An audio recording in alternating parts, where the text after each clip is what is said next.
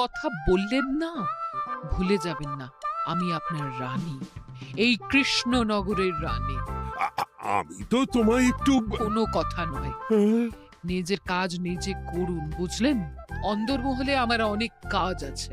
নিজের কাজ নিজে করব? আমি তোমার স্বামী, আমি তোমার কাছে এইটুকু আবদার করতে পারি না? হ্যাঁ,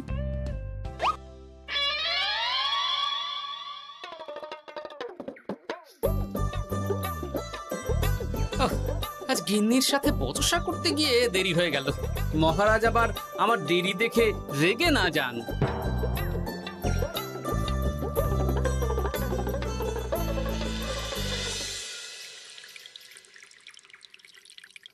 হ্যাঁ, তুমি কথাটা খুব একটা মন্দ বলনি মন্ত্রী।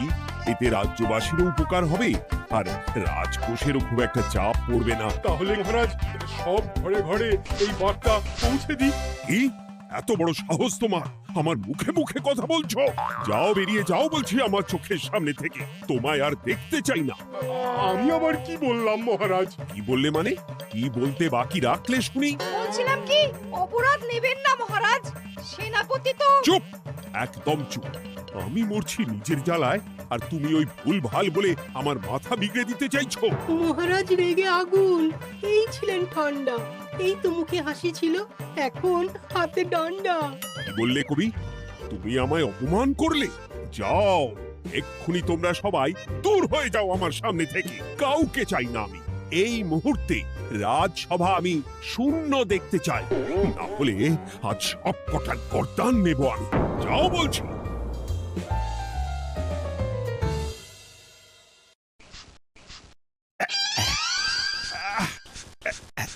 আহা, একটু শান্তি হলো। ভেবেছিলাম রাজসভায় করব তাই রে নাই রে, রাজা দিলেন ঘাড় ধাক্কা, এখন সবাই বাইরে। সে তো তোমার জন্য, তুমিই তো বেমক্কা একটা এমন কবিতা বললে। আহ, কেন এইভাবে চটছেন মন্ত্রী মশাই? দোষ তো আপনারও। আপনি তো কি একটা বলে রাজা মশাইয়ের মাথা গরম করে দিলেন। আমি আবার কি বলেছি? আরে মহারাজ তো সেনাপতির ওপর রেগে গেলেন। আরে বাবা, আমি আবার কি করলাম? পণ্ডিত মশাই কি সব বলে দিলেন, তখনই তো মহারাজ। এই আমার নামে একটা অসাধু বাক্য বললেই আমি কিন্তু। এ কি কাণ্ড! কৃষ্ণনগর রাজসভার সভারত্নরা বাইরে বের হয়ে কি মহা হট্টগোল শুরু করলেন। মহারাজ সবাইকে একসাথে ঘাড় ধাক্কা দিয়েছে। ওরে বাবা, এতগুলো ঘাড়ে রাজামশাই একসাথে ধাক্কা দিলেন কিভাবে? আচ্ছা, দোষটা কে করলো? দোষ করেছে ও, দোষ করেছে ও। দোষ করেছে ও। দোষ করেছে ও।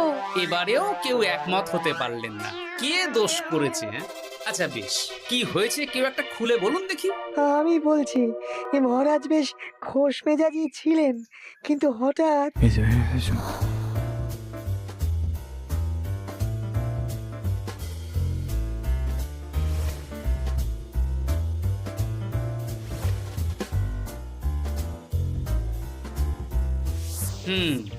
এই কাণ্ড! এ তো ভারী অদ্ভুত রোগ মনে হচ্ছে। মহারাজের আচমকা মাথায় রক্ত চড়ে গেল নাকি? হ্যাঁ, মহারাজ আপনাদের রাজসভায় ডেকেছেন। ওরে বাবা না, যাব না গো আমি, আমার কাছে আমার প্রাণ সবচেয়ে দামি। আমিও যাব না, নির্ঘাত মহারাজ গর্দান নিতেই ডাকছেন। আমিও যাব না গোপাল, আমারও প্রাণের বড় মায়া। আচ্ছা, এটা কি কোনো কথা হলো? হ্যাঁ, প্রাণের মায়া কার নেই বলুন তো? আর মহারাজ যে গর্দান নিতেই ডাকছেন তার কি কোনো মানে আছে? অন্য কারণও তো হতে পারে। তুমি কি করে বুঝলে? হ্যাঁ, বুঝতে পারিনি, তবে আন্দাজ করেছি। তোমাদের কথাতেই শুনলাম মহারাজ খোশ মেজাজেই ছিলেন, সহসা রেগে গেছেন। আবার যে সহসা খোশ মেজাজেই ফেরেননি, তাই কি বলা যায়? এটা তুমি বলনি তো মন্দ। চলো সবে ফিরিয়ে আনি রাজসভার ছন্দ। আরে গোপাল, এসো এসো এসো। তা এত দেরি করলে কেন? বাকিরা কোথায়? তারা আসছেন মহারাজ।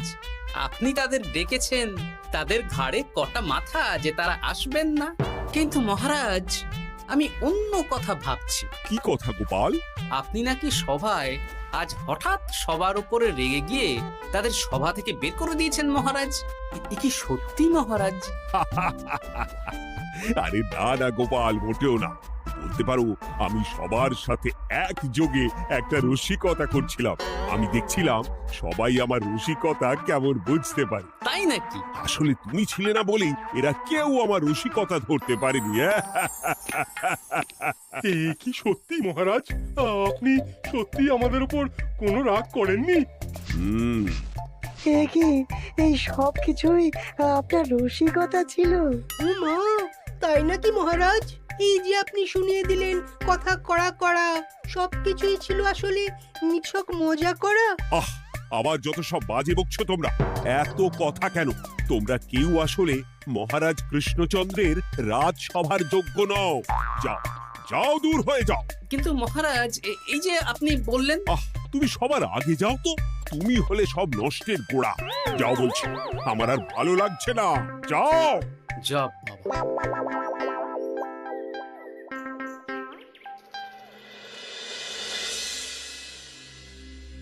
কি বুঝছেন? না না না, আমি তো সবই ঠিক দেখছি রানীমা। হ্যাঁ, এটা ঠিক যে নারীর গতি কিঞ্চিত চঞ্চল বটে, তবে তা তো হতেই পারে। বাকি সবটাই ঠিকই আছে। তাহলে এমন হচ্ছে কেন? মহারাজ এইভাবে যখন তখন রেগে যাচ্ছেন কেন? আজ শুনলাম আপনাদের সভা থেকে দুবার বের করে দিয়েছেন, আবার ফিরিয়ে এনেছেন। হুম হুম হুম। আমি ওষুধ পাঠিয়ে দিচ্ছি, আর মহারাজের কিঞ্চিত বিশ্রামের দরকার। হ্যাঁ, তোমার মাথা আর আমার মুন্ডু। বলি, আমি বিশ্রাম নিলে রাজকার্যকে চালাবে শুনি তুমি, নাকি ওই অকর্মার ঢেকি মন্ত্রী? না মানে ওই আমি। যাও, আর আমার কথা বলতে ভালো লাগছে না। আমাকে একটু একা থাকতে দাও।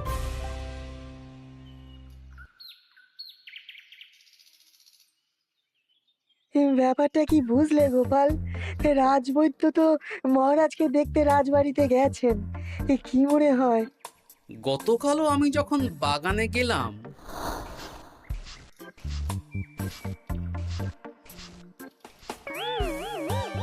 গোপাল, তোমার কি মনে হয় মহারাজকে কোন রোগে ধরেছে?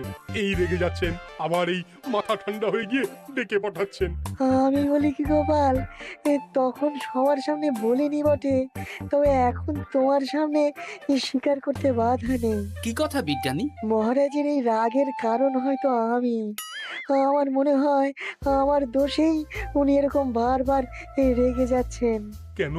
আসলে মহারাজ আমাকে একটা মাথা যন্ত্রণা সারার ওষুধ আবিষ্কারের দায়িত্ব দিয়েছিলেন, তো আমি অনেক চেষ্টা করেও সেই ওষুধটা আবিষ্কার করতে পারিনি। যেটা আবিষ্কার করেছি তাতে সেরকম কাজ হচ্ছে না। আমার মনে হয় ওনার মাথা ব্যথা থেকে এরকম হচ্ছে। সে যাই হোক, তুমি কিছু একটা করো গোপাল। মহারাজের অসুখ কিভাবে সারানো যাবে সেটা নিয়ে কিছু একটা ভাবো। ভাবতে তো হবেই। আজ সন্ধেবেলায় তুমি তোমার বাড়িতে বাকি সভাসদদের ডেকে আনো, আমি সমাধান সঙ্গে নিয়ে সময় মতো চলে আসবো। আচ্ছা বেশ, তাই হবে। আমি এখনই বাকিদের খবর দিয়ে দিচ্ছি। আর বিজ্ঞানী, একটু এদিকে এসো তো, একটা কথা আছে।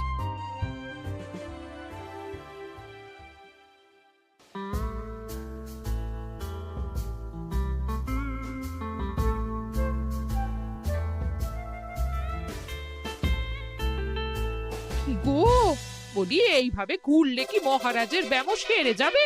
তা সারবে না। তার চেয়ে এক কাজ করি, কিছুটা আলু আর ছোলা সেদ্ধ করেছি, তার সাথে নুন, লঙ্কার গুঁড়ো আর লেবু দিয়ে মেখে আলু কাবলি বানিয়ে দিই, কি বলো? হ্যাঁ, দাও দাও দাও, মন্দ হয় না। মহারাজের মন উচ্চাটন, তার কি কারণ?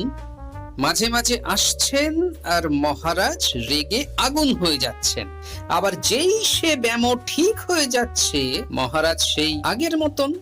তার উপর আবার সভাসদেরা মনে করছে তাদেরও কোনো দোষ আছে।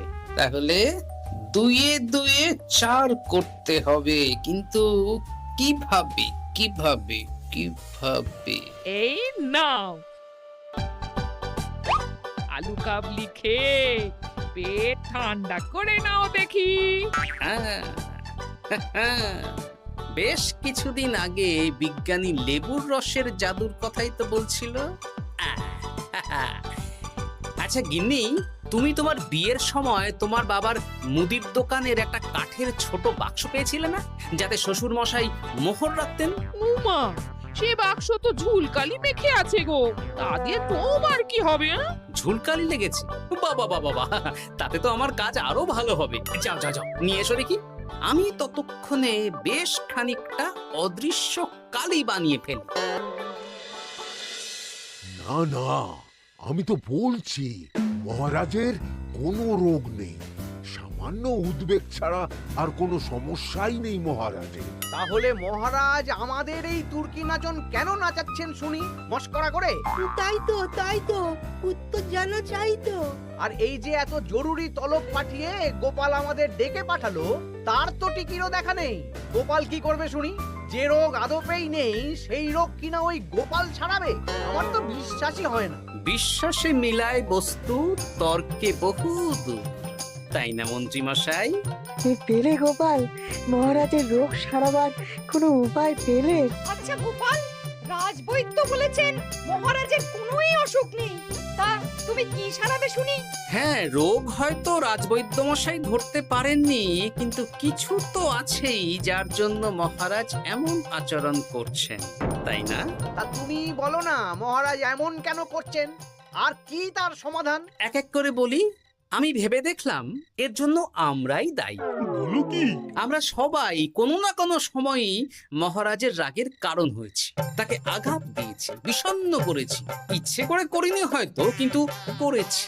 আর মহারাজ সেই সব কথা বুকে চাপা দিয়ে রেখেছেন। তুমি বলতে চাইছো অতীতে সেই সব ভুলের কারণেই মহারাজ এমন করছেন? আমার তো তাই মনে হয় সেনাপতি। আচ্ছা আচ্ছা, তর্কের খাতিরে যদি তাই ধরে নি, তাহলে এখন আমাদের কি করণীয়?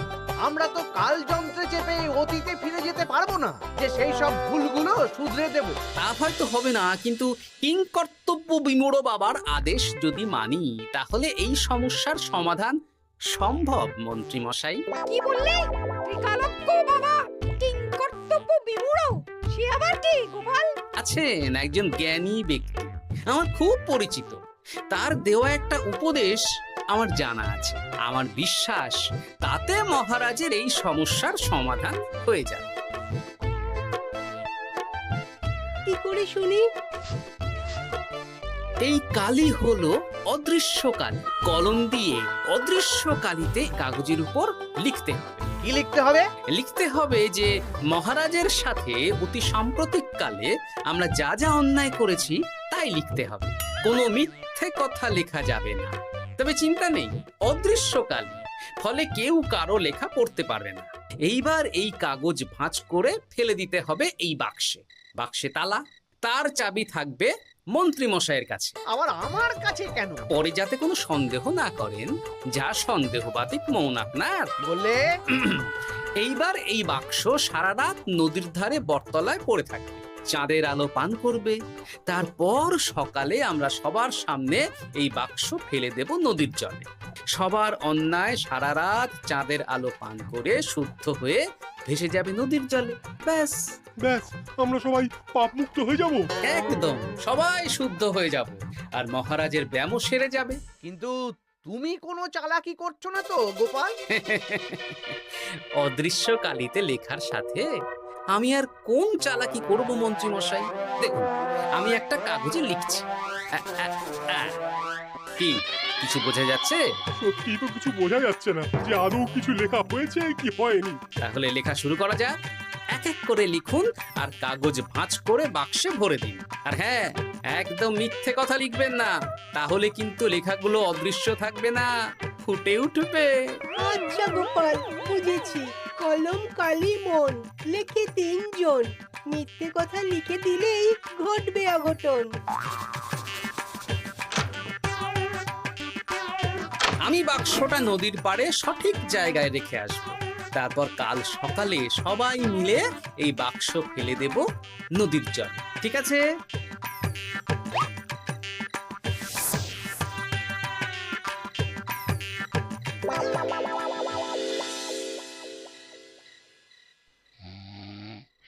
কথায় আছে, মনে যা আসে বলে যাও, ভুলেও লিখো না, তাহলেই বিপদে পড়বে।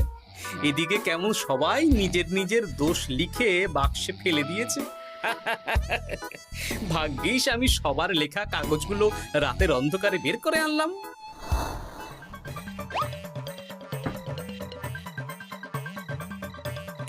এইবার এই কাগজগুলো ঢুকিয়ে দিলেই কেল্লা ফতে। এখন সবার পাপের স্বীকারোক্তি আমার হাতের মুঠোয়।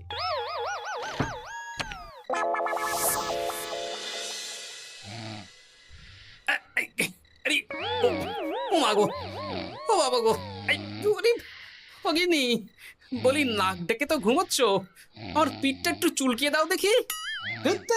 এই জন্যই তো মাথাটা যায় গরম হয়ে। আরে এই সহজ ব্যাপারটাই তো আমি বুঝতে পারিনি। মহারাজের অসুখ তাহলে এই। যাক, এই রাতের বেলাতেই একসাথে একটা ঢিল পেয়ে গেছি। এক ঢিলে মারবো দুই পাখি।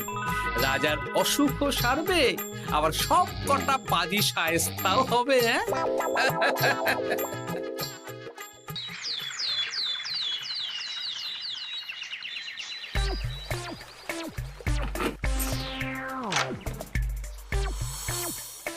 কি এইবার শান্তি হয়েছে তো মন্ত্রী মশাই? যেমন অদৃশ্য লেখা ছিল সেরকমই আছে তো? কিন্তু এইতে কি মহারাজের রোগ সেরে যাবে? যাবে না মানে? মনে করুন সেরে গেছে।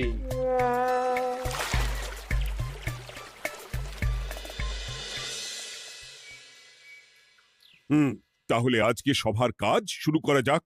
ক্ষমা করবেন মহারাজ, সবার কাজ শুরু করার আগে একটা দরকারি কাজ আগে করা দরকার। না হলে আবার কখন আপনি আমাদের কারো উপর রেগে যাবেন আর আমাদের সভা থেকে তাড়িয়ে দেবেন তার তো ঠিক নেই, তাই না? গোপাল, আর বিরক্ত করো না। আমার এত সাহস নেই মহারাজ যে আমি আপনাকে বিরক্ত করব। আমি তো জানি নিজের পিঠ যখন নিজে চুলকোনো যায় না, আর কেউ থাকে না সেই পিঠ চুলকিয়ে দেবার মতো, তখন কিরকম বিরক্তি জেগে ওঠে, তাই না মহারাজ? এ কি গোপাল, তুমি এত কিছু কি করে জানো? জানাই তো আমার কাজ মহারাজ। আর এও জানি যে আপনার এই বিরক্তির পেছনে সভাসদগণের ভূমিকা ঠিক কি। তার মধ্যে তুমিও আছো গোপাল, তাই না? আছি, পুরো মাত্রায় আছি মহারাজ। তবে হ্যাঁ, আমি কিন্তু তাই বলে রাজকোষের হিসেবে গোলমাল করে মহারাজের কোপের কারণ হইনি মন্ত্রী মশাই। কি গোপাল আন্দাজে বলছে? না হলে কাল অদৃশ্য কালিতে আমি কি লিখেছি সেটা জানলো কি করে?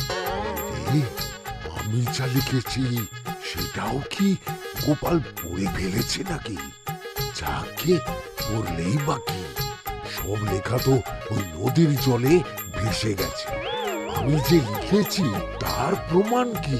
তবে আর চিন্তা নেই মহারাজ, সমস্যার সমাধান হয়ে গেছে। এখন থেকে আপনি যতক্ষণ রাজসভায় থাকবেন, প্রথমে মন্ত্রী মশাই, তারপর পণ্ডিত মশাই, আর তারপর রাজবৈদ্য পালা করে আপনার পিঠ চুলকে দেবে। কেন আমি কেন চুলকে দেব? না দিলে যে আপনার কপালে অনেক বড় শাস্তি ঝুলছে মন্ত্রী মশাই। রাজকোষে যে জালিয়াতি আপনি করেছেন তার স্বীকারোক্তি আমি হাজির করব যে মহারাজের সামনে।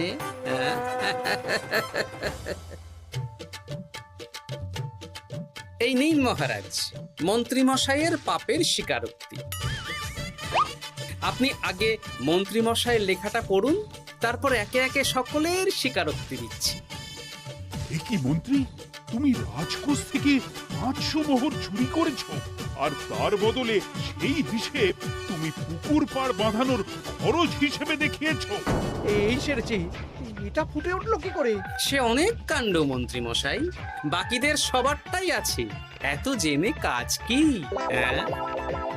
না না, জানতে তো হবেই। তাহলে শুনুন, এই অদৃশ্য কালি আসলে লেবুর রস। গতকাল রাতে আমি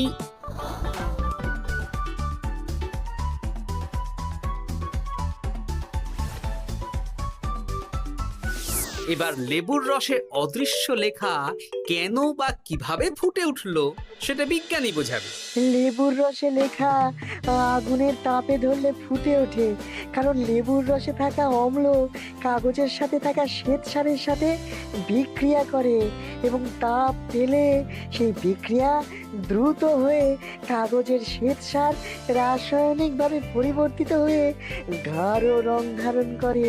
অনেক দিন আগে বিজ্ঞানীর কাছে ব্যাপারটা জেনেছিলাম, আজ কাজে করে দেখালাম। এবার মন্ত্রী মশাই দেখুন, মহারাজের সেবা করা ভালো না তার বদলে চাবুক খাওয়া ভালো?